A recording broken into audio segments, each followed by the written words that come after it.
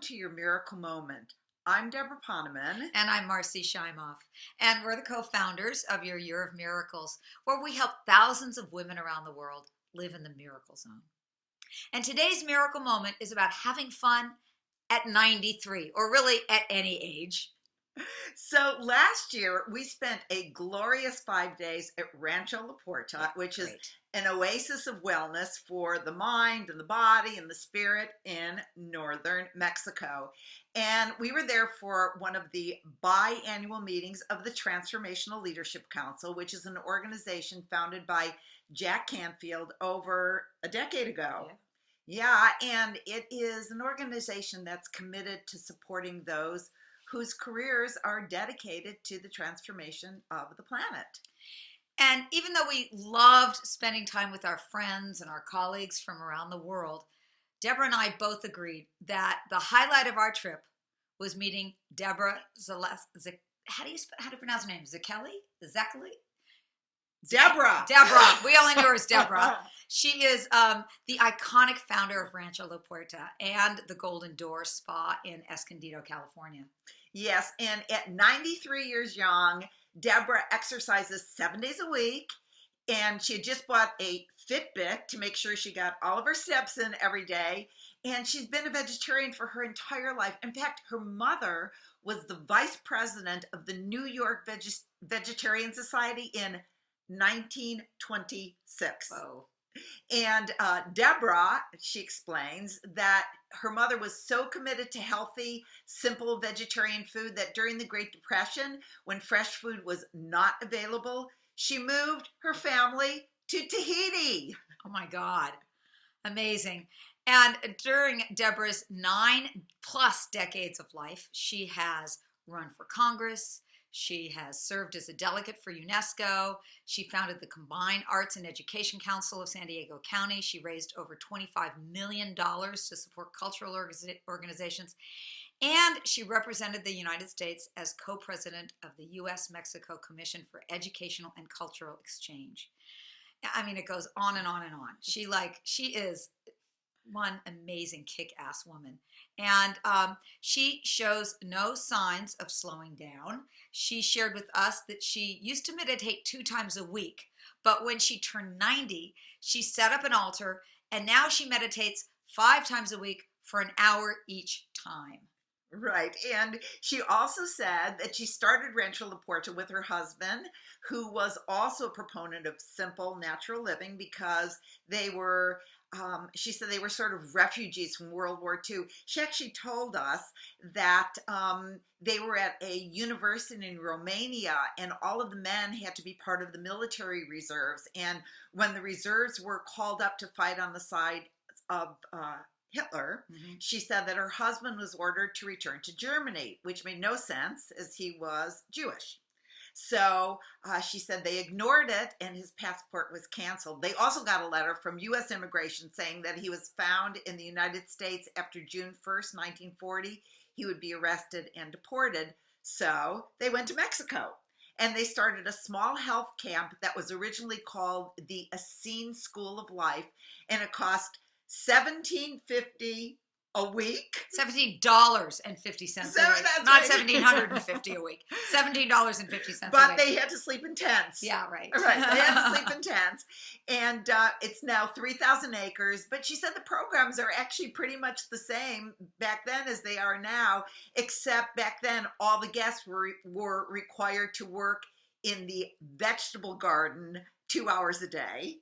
And she said in some ways back then it was more like a commune. Yeah, well, it's not really like a commune now. It's really considered to be one of the top 5 health spas in the world. And thank goodness we didn't have to work in the garden when we were there, although we like gardens a lot.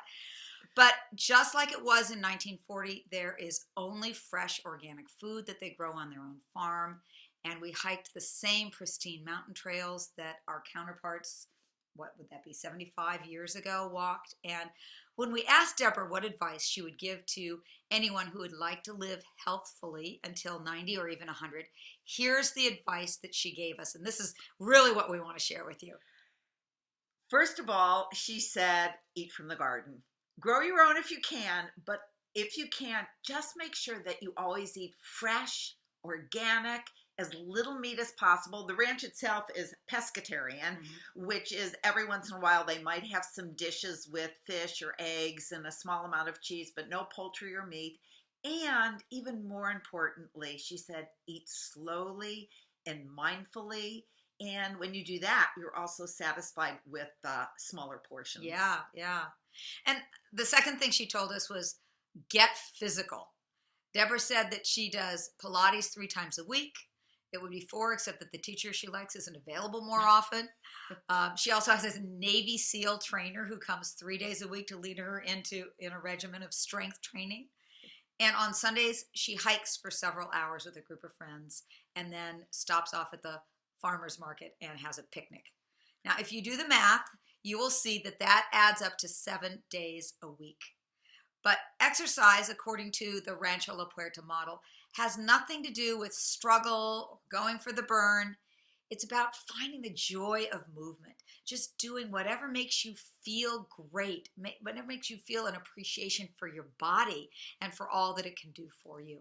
And I know that that's your philosophy too. Yeah, if you're going to exercise, love it, or at least have joy from it. Absolutely. Right. And the third thing that Deborah told us is avoid stress. She said one of the good things about growing older is gaining more self-knowledge. She said that by the time you turn 60, you know what's life-enhancing and what isn't, and you know how to choose your thinking. Somebody tries to bring you down or distract you, and you could say, wait, she said, I don't have time to fiddle with that. Yeah, right. I don't have time to fiddle with that. You're old enough to feel comfortable making your own choices. And part of the process of choice, she told us, is to make health a priority. She always goes back to that. There will always be other demands on your time, and it's easy to get distracted by those. But she said, if you want to be hiking in the mountains by 93, you have to start making the right choices about your health now. Yeah. And then fourth, here's what she says. She says, you have to have a reason to live longer or you won't have a long life. She said, I can't stop making plans. I'm always thinking, I want to get this done. And I'm so curious. I want to see what happens in the next 5 or 10 years. So imagine she's 93 and she can't wait to see what's going to happen in the next 5 or 10 years. And she said, we haven't done very well with our world, but I'm optimistic and hopeful that these young people today will do better. And I want to be here to sing it, to see it. I want to be here to see it.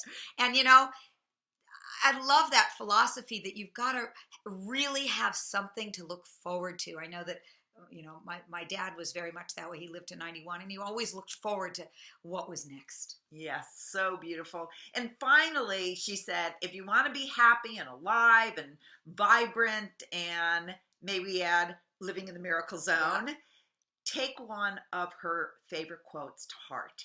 And it is this. She said, and by the way, she outlived 2 husbands and a beautiful son.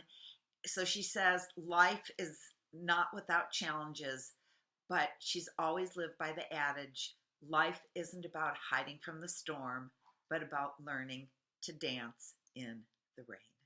And then she added, it is so much fun to be 93. You should try it. And we both said, yeah, okay, we're game. We'll try it. So we are definitely planning on trying it. We hope that you are too. And we will see you dancing in the rain in the Miracle Zone. Bye for now. Bye-bye.